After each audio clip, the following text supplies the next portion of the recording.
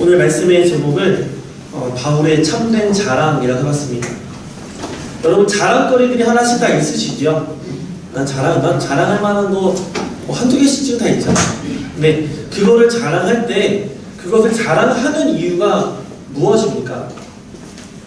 자랑할 만한 거니까 자랑하는 거죠. 근데 그 자랑할 만한 이유가 뭐냐는 거죠. 자랑할 만한 걸 또 이걸 드러내는 이유가 뭐냐는 거죠. 생각해 봤을 때 이게 누가 좀 알아봐줬으면 좋겠는 거예요. 이게 누군가에게 보여주고 싶고 누가 좀 알아줬으면 싶은 거, 그런 게 이제 자랑거리라는 거거든요. 특히 우리 남자 성도님들 이제 군대 다녀오셨잖아요. 군대 이야기를 하면 이건 자랑, 군대 이야기 배틀이 시작됩니다. 누구 군대가 더 빡셌는지, 누가 훈련을 더 힘들게 받았는지, 누가 더 심지어 많이 맞았는지, 막 이런 것들까지 해서 여러 가지 것들을 이제 더 자랑하고 싶고 드러내고 싶어 합니다. 그 이유들이 뭐냐면 내가 경험한 것들이 특별하다는 것을 이제 말하고 싶은 거죠. 그리고 이것들이 당신은 모르지, 당신은 알지 못하는 것, 당신은 경험하지 못한 것, 당신은 누릴 수 없던 것을 내가 누렸습니다 라는 것을 좀 알아줬으면 하는 게 이게 사람의 마음이라는 겁니다. 그래서 자랑을 한다는 겁니다. 그래서 그 나의 잘남이라든지 나의 강함이라든지 남보다 낫고 특별한 무언가가 있으면 내가 좀 인정받고 싶고 누가 좀 알아줬으면 좋겠다. 그래서 자랑을 한다는 것입니다. 그런데 오늘 읽으신 본문에서 바울이 자랑하는 것은 우리랑 좀 다른 것을 보게 되어집니다. 30절을 보시면 내가 부득불 자랑할 텐데 내가 약한 것을 자랑하리라 라고 말합니다. 바울에게 그들과 같은 자랑거리가 없기 때문에 이렇게 나는 내 연약함을 내가 자랑하겠노라 라고 말한 게 아닙니다. 앞선 21절 이하를 보시면 그들과 같은 자랑거리가 바울에게도 이미 있음을 우리가 읽을 수 있어요. 읽어서 확인할 수도 있어요. 너희가 무슨 일에 담대하면 어리석은 말이나 나도 담대하리라 라고 말을 하면서 자랑거리를 시작한다라는 거죠. 야, 너 히브리인이냐? 나도 히브리인이다. 너 이스라엘 사람이냐? 나도 그렇다. 아브라함의 후손이냐? 나도 그렇다. 그리스도인의 일꾼이냐? 나도 그렇다라는 거죠. 그런데 이 그리스도의 일꾼에 있다. 이게 누구를 향해 하는 말이냐면은 거짓 사도들에 향해서 그 거짓된 사도들이 내가 그리스도인의 일꾼이고 바울은 가짜다라고 말하니까 야, 너도 그리스도인의 일꾼이냐? 참 정신없는 소리를 한다 라고 하면서 그렇다면 나도 그리스도인의 일꾼이다. 나는 그리스도인의 일꾼으로서 이런 일이 있었는데 그 일이 내가 수고를 넘치도록 하고 옥에 갇히기도 하고 더 많이 갇히고 매도 수없이 맞았다 라고 이렇게 이야기를 이어가고 있다는 것이죠. 바울 입장에서 혈통으로나 신분으로나 지위로나 그 거짓 선지자들이 가진 것을 바울이 가지지 않는 게 아무것도 없다는 겁니다. 모든 것을 가지고 있고 심지어는 그들보다 더 낫다라는 것이죠. 그리고 거짓 선지자들, 그 말도 안 되는 소리로 내가 선지자다라고 말하는 사람들에 대해서 야, 너 정말 선지자냐? 그러면은 네가 하나님을 향해서 뭘 한 게 있느냐라고 물어보진 않지만 나는 주를 위해 일하다가 이와 같은 고초를 겪었노라고 이야기를 하고 있는 것입니다. 아마 바울은 이런 논쟁을 하고 싶지 않았던 것 같습니다. 그들을 향하여서 정신없는 말을 한다라고 말하고 있거든요. 너희가 알지 못하면서 정신도 차리지 못하는 말을 하고 너희가 있지 않느냐라고 하는 거죠. 그런데 이렇게 하는 이유가 무엇입니까? 어리석은 말이나마 나도 담대히 말하리라 라고 말하는 게 무슨 말이냐면은 이런 거 자랑하는 게 어리석은 말이라는 거예요. 어린 말이라는 거죠. 마치 지금 바울이 거짓 선지자들과 이렇게 언쟁하는 것이 어떤 느낌일 거냐면은 저기 초등학생이랑 말싸움하는 느낌이라는 겁니다. 아무것도 알지 못하는 사람하고 뭘 제대로 알지 못하는 사람하고 다 큰 어른이 되어갖고 내가 지금 싸우고 있는 거 얼마나 기가 차는 노릇입니까? 이건 싸울 상대가 아닌 거예요. 그런데 그럼에도 불구하고 이렇게 어리석은 이야기를 다윗이 하는 이유는 뭐냐면 그 사람들이 이렇게 말하지 않으면 깨닫지 못할 상황에 있기 때문에 내가 어리석게나마 나도 담대히 한번 자랑해보겠다 라고 말을 한다는 것입니다. 또 이 거짓 선지자들이 그랬고 또한 그때 고린도 교인들이 또 그런 어리석은 자들의 말에 속아 있었기 때문에 동일하게 이렇게 말을 내가 하노라 라고 말하는 것입니다. 이와 같은 방법을 말을 하고, 그리고 누구도 바울과 같은 경험과 자랑이 있을 수 없음을 알게 되었을 때 바울은 진짜 자신이 자랑하고 싶었던 것을 오늘 본문 가운데 29절 이하에 오늘 말씀하신다는 겁니다. 오늘 말씀을 통해서 우리도 바울과 같이 정말 참된 것을 자랑할 수 있는 저와 여러분의 복된 삶이 되었으면 좋겠습니다. 하나님의 은혜가 오늘 이 자리가 넘치기를 간절히 축원합니다. 오늘 본문 11장은요 10장부터 이어서 사도 바울의 자기 사도직을 변론하는 장입니다. 바울은 11장을 시작하면서 내가 어떤 마음으로 고린도에서 내가 사역을 했었는지를 말하고 있어요. 2절을 보시면 이렇게 기록합니다. 2절과 3절입니다. 내가 하나님의 열심으로 너희를 위하여 열심을 내노니 내가 너희를 정결한 처녀로 한 남편인 그리스도께 드리려고 중매함이로다. 그런데 뱀이 그 관계로 하와를 미혹한 것 같이 너희 마음이 그리스도를 향하는 진실함과 깨끗함에서 떠나 부패할까 두려워하노라 라고 말하고 있습니다. 신랑 되신 그리스도께 우리를 신부로 중매하고 싶다라고 바울이 말하고 있어요. 제가 이제 요즘 자주 말씀드리는 것 같습니다. 비자 트립으로 아부다비를 가면은 항상 저를 도와주시는 강도사님이 계신데 그분이 총각이에요. 저보다 공부는 조금 늦게 했죠. 하지만 나이도 많으시고 사역도 더 오래 하셨고 그분데 결혼을 하지 않았다는 이유로 아직 우리 교단에서 목사를 못 받으신 거죠. 근데 이분한테 제가 이제 이번 그 6월 초에 가는 거 말고 3월에 갔을 때부터 형님 결혼하셔야죠. 그러면서 제가 최선을 다해서 한번 노력해 보겠습니다. 그래갖고 요번 비자 트립 갔을 때 이야기를 나누고 이 중매 아닌 중매를 했어요. 제 어머님을 통해서 어머니 말씀을 드렸더니 저희 모교회에 안세 집사님하고 권사님 딸이 있는데 나이도 딱 맞고 참 좋을 것 같다 그래서 잘 만나보십시오. 중매하는 사람의 입장이 되게 처음 돼봤다라는 거죠. 근데 마음 해보니까 어떤 마음이 드냐면요. 둘이 좀 잘 됐으면 좋겠다라는 마음이 가장 먼저 들고요. 제 말이나 제가 소개하는 어떤 것들 때문에 이 사람에 대한 부정적인 이미지가 심어지지 않았으면 하는 것, 내가 그들의 만남에 또 걸림돌이 되지 않았으면 하는 게 가장 큰 마음이었어요. 그래서 바울이 지금 고린도 교회에 사역했던 마음이 이런 중매하는 마음과 같았다는 겁니다. 내가 여기서 사역하는 게 정말 좋은 하나님에게 정말 사랑하는 이 영혼들을 만나게 해주고 싶은 거예요. 그런데 내가 그들의 걸림돌이 되어서 그들로 하여금 어떻게 하나님을 만나는데 어려움이 없도록, 하나님은 이 백성들을 향해서 오해하지 않으시지만 이 머리속은 영혼들 입장에서는 하나님 바라봤을 때 자칫 잘못 설명하면 하나님이 두렵게 보일 수도 있고 너무 사랑만 있는 분처럼 보일 수도 있기 때문에 두려운 마음으로 이렇게 중매했다라는 겁니다. 또 한 가지 이 사람의 입장은 뭐였냐면은 뱀이 그 관계로 하와를 미혹한 것 같이 너희 마음이 그리스도를 향하는 진실함과 깨끗함에서 떠나 부패할까봐 내가 두렵다라고 말을 합니다. 하와를 뱀이 꼬일 때, 마귀가 꼬아낼 때 어떻게 했습니까? 그 마음을 살살 움직이면서 그 마음에 있는 그 연약한 부분을 만졌다라는 거죠. 그래서 한 토시를 바꾸어서 그 하나님에게 범죄하게 만들었다라는 겁니다. 그들의 순수했던 마음이 변질될까 두려워하는 마음으로 사역했다라는 것이죠. 이것이 바울이 고린도 교회에서 사역할 때 마음가짐이었다는 겁니다. 이렇게 하면 상처받을까? 저렇게 하면 오해할까? 어떻게든 순수한 마음으로 아름답게 하나님을 만나게 해주고 싶은 마음, 그런 마음으로 사역을 했다라는 것이죠. 그래서 현실적으로 나타난 그의 방법이 뭐였냐면은 고린도 교회로부터 사례를 받지 않는 거였습니다. 자기가 텐트 짓는 기술이 있었기 때문에 자비량으로 자기가 돈을 벌어가면서 그들에게 사역을 했다라는 것이죠. 그래서 실제로 고린도 교회에 사역을 하면서 이 사역의 비용이 모자란 적이 있어서 다른 곳에서 이 비용을 도움받았던 적이 있던 것 같습니다. 그래서 마게도냐에서 온 형제들로부터 내가 이 돈을 내가 받은 적이 있다 라고 말하고 있죠, 바울은. 그럴 때에도 고린도 교회에는 누구에게도 누를 끼치지 않기 위해서 알리지 않았다는 겁니다. 고린도 교회에 사역하는 바울의 마음은 그렇게 조심하고 또 조심하는 마음이었다는 거예요. 물질로 인해, 워낙 그곳이 물질이 많고 물질로 인한 시험이 많은 곳이다 보니까 이것으로 인해서 성도들의 마음이 상할까 하여서 최선을 다해 그 부분을 조심했다라는 겁니다.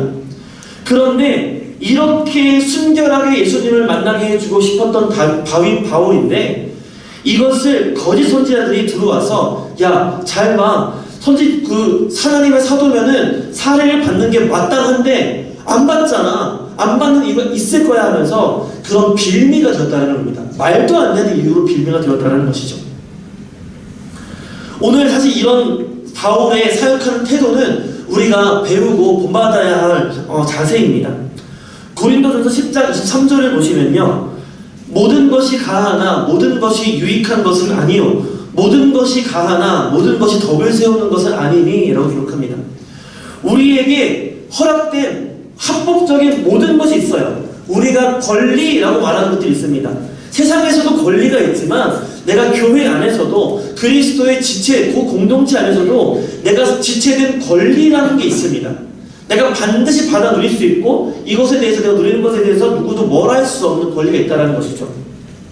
그래서 이 모든 것이 우리에게 다 가하다라고 말합니다. 그런데 상황과 환경과 사람과 때에 따라서 이것이 모든 것이 다 유익한 것은 아닐 수도 있고 모든 것이 덕을 세우지 아니할 수도 있다라는 겁니다.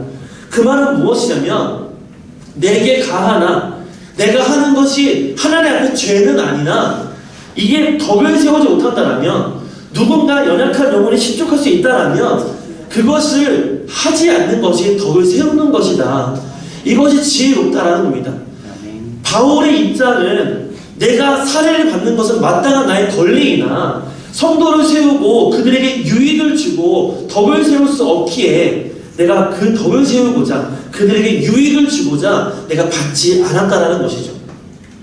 그러면 이게 내가 거짓 선지자로 오해받는 빌미가 되었다는 겁니다.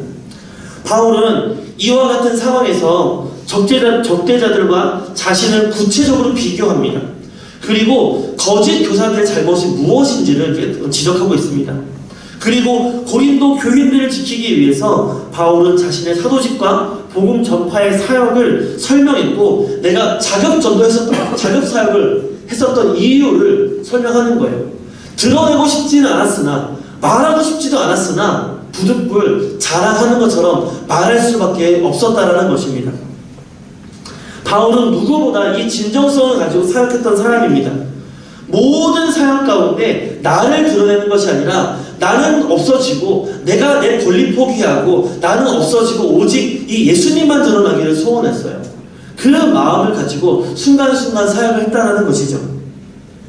그것이 예수를 드러내고 사람의 변화를 이끌어냈지만 거짓 사도들에게는 말도 안 되는 빌미를 잡히게 되었던 것입니다. 자신이 부정당하면서 자신이 전한 진리도 부정당한 위기가 생기니까 변론을 시작한 거죠. 만약에요 그들이 그냥 내 사도권을 부정하고 진리를 바르게 전파했다라면은 제 생각에는 바울은 참지 않았을까 생각이 듭니다. 왜냐하면 내가 참음으로써 교회가 평안할 수 있다라면 내가 견딤으로써 내가 지나감으로써 그들이 교회가 더욱더 든든히 서갈 수 있다라면 아마 바울은 참지 않았을까 싶어요. 그런데 그들이 거짓 선지자들의 말이 더 진리를 범하는 데까지 왔기 때문에 그가 이렇게 적극적으로 변론하지 않았나 라는 생각이 듭니다. 그래서 드러내고 싶지 않았던 것들을 드러내기 시작했고 말도 안 되는 자랑을 시작했다는 거죠. 자랑도 아닌 것이죠. 사실은 자랑도 매 맞은 게 어떻게 자랑이 됩니까? 내가 어떻게 옥에 갇힌 게 자랑이 됩니까? 그런 거 자랑하고 싶지도 않았어요. 내가 그 성도들에게 돈 벌려서 우리 좀 도와주십시오. 내가 여기 교회를 세워야 됩니다. 이거는 뭐 자랑할 수도 있겠지만 고린도 교인들에게는 근데 그게 뭐 대단한 거라고 그런 자랑하고 싶었겠습니까? 그런데 어쩔 수 없이 진리를 수호해야 하고 사도권을 방어해야 하기 때문에 이렇게 그가 변론을 했다는 것입니다. 우리가 신앙생활을 하면서 자신을 드러내지 않는 오직 하나님만 드러나기를 소원하는 그런 순수한 마음으로 하나님 앞에 나아가면은 그때 나를 향한 상황들이 항상 호의적이지 않다는 것을 우리가 알아야 합니다. 모든 것이 예수님을 위해서 했어요. 말씀에 온전히 순종했어요. 그런데 그때 상황이 사람들이 나를 대하는 태도가 호의적이지만은 않을 수도 있다는 것입니다. 호의 저릴 때도 많지요. 그렇지 않을 때가 있다는 것입니다. 때로는 억울하고 때로는 말도 안 되는 상황이 나를 이상한 사람 만들 때가 있습니다. 그럴 때에도 우리가 순수하게 하나님만 바라보고 나아간다는 것은 정말 어려운 일입니다. 왜냐하면 우리는 인정받고 싶어하는 사람이에요. 그래서 자랑하거든요. 그런데 이 억울함도 또한 누가 알았으면 좋겠는 거예요. 나 이렇게 억울해. 내가 억울함을 당했어. 그런데 이거를 내가 견딘다는 것은 어렵다는 겁니다. 근데 바울은 예수를 위해서라면, 예수님을 증거하기 위해서라면 내가 참을 수도 있었다는 겁니다. 그런데 예수를 위하여서 이건 드러낼 때가 됐다는 것이죠. 우리도 바울처럼 겉으로 보여지는 모습이 아닌 이 중심을 하나님께 보여드릴 수 있는 저와 여러분의 삶이 되었으면 좋겠습니다. 하나님 보시기에 순결하고 그 누구도 부인할 수 없는 순수한 마음을 가지고 주님의 사역에 임하는 저와 여러분의 삶이 되었으면 좋겠습니다. 거짓 사도들의 자랑은 이것이었습니다. 내 학벌이었고 내 혈통이었고 내 지위였고 직업이었고 내가 가진 특권들, 이런 것들이 거짓 사도들의 자랑거리였습니다. 그런데 잘 보세요. 그들이 자랑하는 것들은 모두가 세상에서 없어질 것들입니다. 그들의 숨이 끊어지는 순간 손에서 놔버려야 되는 것들이고, 숨이 끊어지기 전에도 하나님이 거두어 가시면 그걸로 끝나는 것들이 전부입니다. 바울은 11장 중반에서 그들이 자랑하는 것들은 나도 다 가지고 있다라고 똑같이 말합니다. 너 히브리인이냐? 나도 그래. 너 아브라함의 자손 유대인이냐? 나도 그래.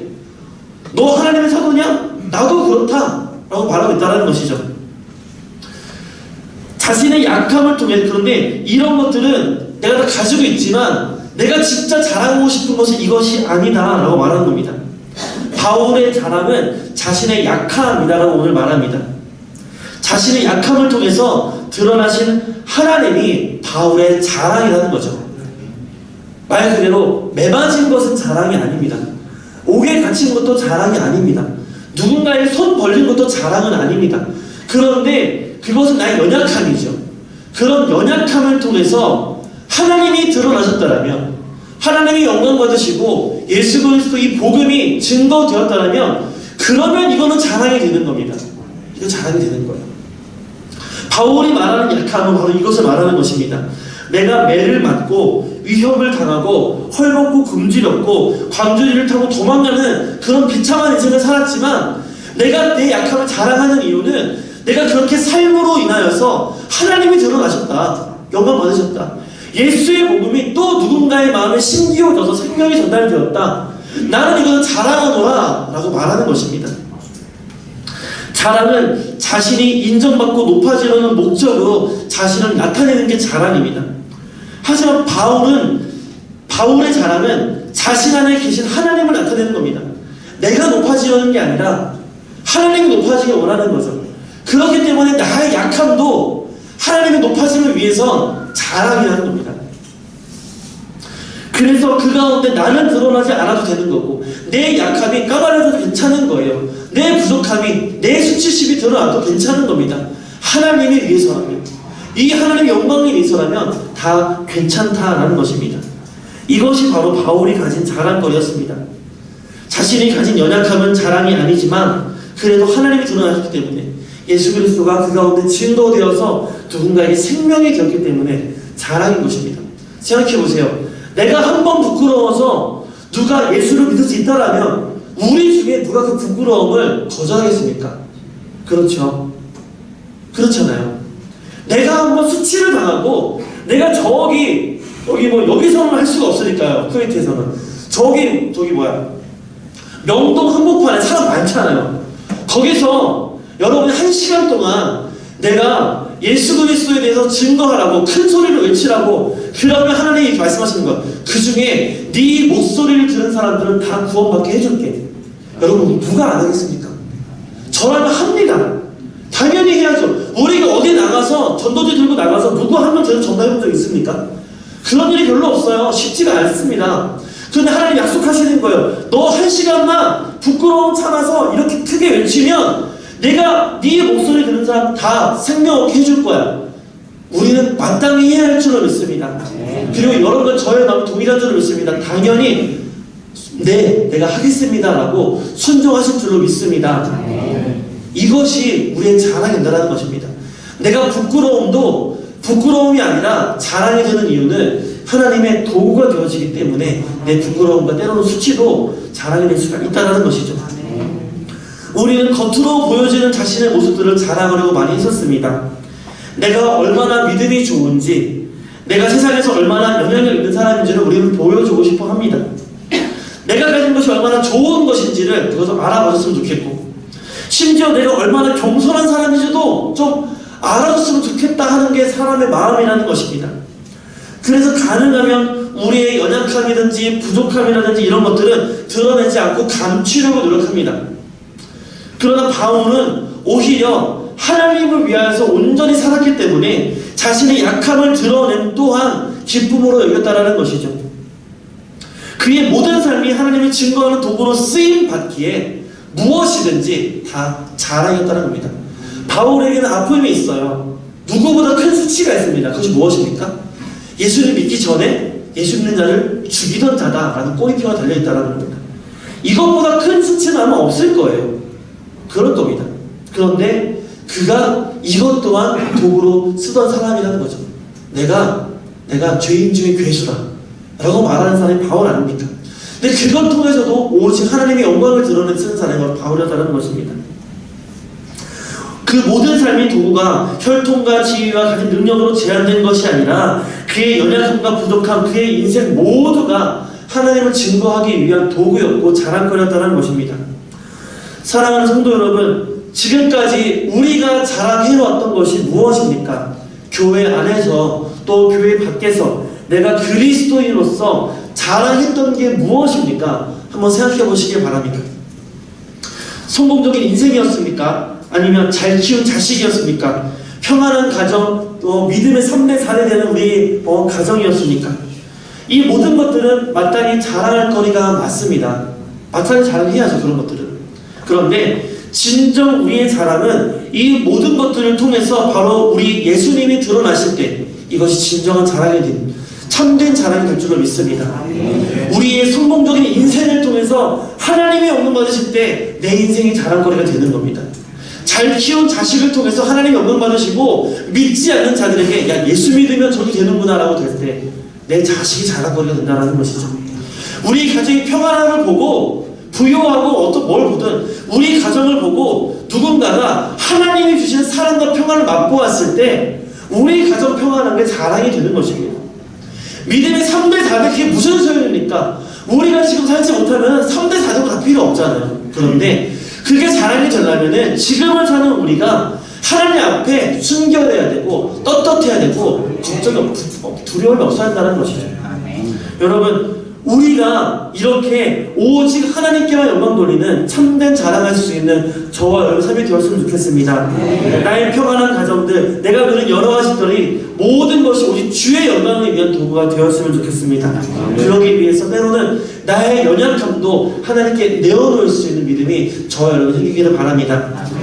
주님의 나라와 영광을 위해서 나의 연약함이 드러났음을 부끄러워하지 마시고 이제는 오히려 자랑할 수 있는 우리가 되었으면 좋겠습니다. 이 땅을 살아가면서 오직 예수를 위해 사는 것이 가장 가치 있고 복된 줄로 저는 확신합니다. 그리고 지금까지 그 길을 걸어왔고 그 깨달아 있을 때부터 지금도 후회가 없고 앞으로도 후회가 없을 것으로 저는 확신합니다. 이 길을 저와 여러분 함께 갔으면 좋겠습니다. 가장 가치 있는 길, 가장 복된 길, 오직 예수를 위한 길을 우리가 함께 가면서 하나님께 영광을 돌리고 세상 사람들에게 이 참된 자랑함으로 말미암아 하나님이 영광 받으실 때 함께 영광 받고 오직 하나님 주시는 놀라운 평안과 은혜를 맛보시는 우리 모두 삶이 되어지기를 간절히 바랍니다.